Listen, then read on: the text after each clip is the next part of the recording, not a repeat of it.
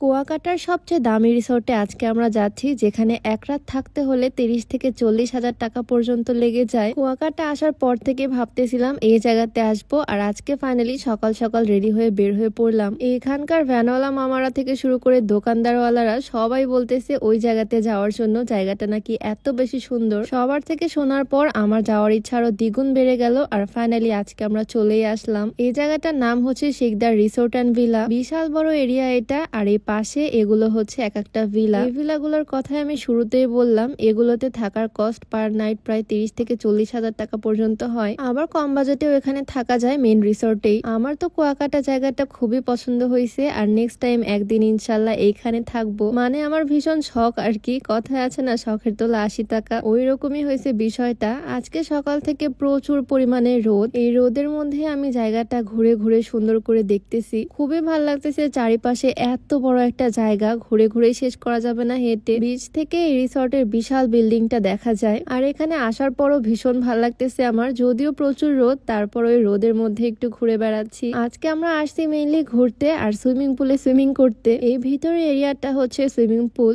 এই জায়গাটাও ভীষণ সুন্দর। আমি এসে এক জায়গাতে বসে আছি, আর আমার হাজবেন্ড চলে গেছে পানির মধ্যে। এই রোদ আর গরমের মধ্যে আমারও ইচ্ছা করতেছে আমিও নামি, বাট কি আর করার, সে আমাকে নামতে দিবে না। সে নাকি একা একাই আজকে সুইমিং করবে। আমার আর কি, আমি পা ঝুলিয়ে দিয়ে বসে আছি, এইটাই আমার শান্তি। দেন ওকে ভুলিয়ে ভালিয়ে পটিয়ে অনেক করে বললাম যে এই রোদ আর গরমের মধ্যে আমিও একটু পানির মধ্যে নামতে চাই, আর অবশেষে পারমিশনও পেয়ে গেলাম। আর ভিডিওর মাঝখানে একটু বলে রাখি, তোমরা যারা লম্বা হতে চাও, উচ্চতা বাড়াতে চাও, তোমরা চাইলে এই কম্বোটা ট্রাই করতে পারো, যেখানে আছে হাইট গ্রোথ প্লাস সাপ্লিমেন্ট আর হাইট ডেভেলপ সাপ্লিমেন্ট। এই দুইটা প্রোডাক্টের কম্বো একসাথে খাওয়ার মাধ্যমে শরীরের হাড়ের দৃঢ়তা বৃদ্ধি করবে, হাড়ের শক্তি বৃদ্ধি করবে, আর হাড়ের বৃদ্ধির মাধ্যমে মূলত উচ্চতা বৃদ্ধি করবে। এটা সম্পূর্ণ প্রাকৃতিক উপাদান দিয়ে তৈরি। দুধের সাথে মিক্স করে খেতে হবে প্রত্যেকদিন, হরলিক্স বা কমপ্ল্যানের মতোই। ছেলে মেয়ে যে কেউ খেতে পারবে। আর এই কম্বোটা তোমরা পেয়ে যাচ্ছ ফিট ক্যাফে 24 ফেসবুক পেজ থেকে। পেজটা আমার ডেসক্রিপশনে দেওয়া থাকবে। তো অনেক জোরাজোরির পর ফাইনালি আমি নামলাম পানির মধ্যে, আর কি যে ভাল লাগতেছে এই রোদ আর গরমের মধ্যে ঠান্ডা ঠান্ডা পানিতে। বেশ কিছুক্ষণ পানির মধ্যে মজা করলাম দুইজন,